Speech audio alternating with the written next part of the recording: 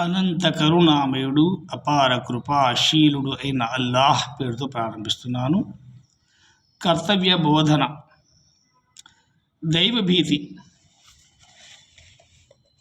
కేవలం దైవం కోసమే ఉపవాసాలు పాటించడం, ఖురాన్ పారాయణం చేయడం, తరావీ తహజ్జుద్ నమాజులు, దాన ధర్మాలు, రాత్రిళ్ళు జాగరణ చేయడం, ఎతికాఫ్ లాంటి విశిష్ట ఆరాధనలు చేయడం మూలంగా దైవానికి, దాసునికి దైవంతో పటిష్ట సంబంధం ఏర్పడుతుంది. దైవభీతి జనిస్తుంది. వీటి వల్ల విశ్వాసిలో మనోనిబ్బరం, ఆత్మవిశ్వాసం లాంటి మహత్తర సుగుణాలు జనిస్తాయి. ఈ గుణం అతనిలో ఆత్మ న్యూనతా భావాన్ని దూరం చేస్తుంది. కష్టాలు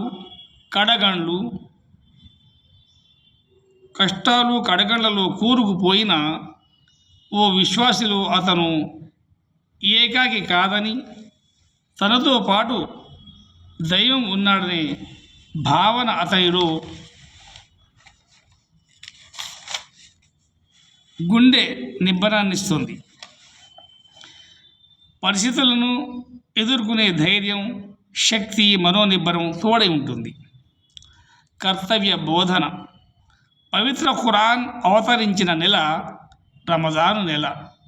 మానవులందరికీ ఆ గ్రంథం మార్గదర్శకం.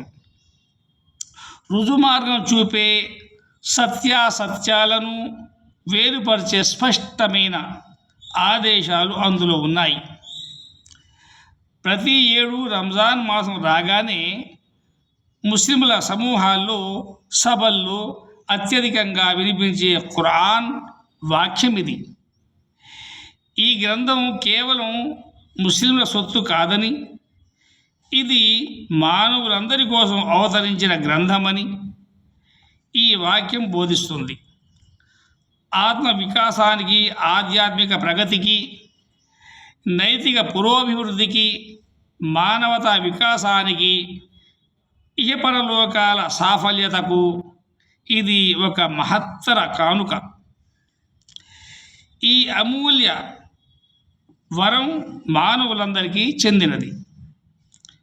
ముస్లిం సముదాయం విస్మరించిన కర్తవ్యాన్ని గుర్తు చేస్తుంది, కర్తవ్య బోధన చేస్తూ ఉంటుంది.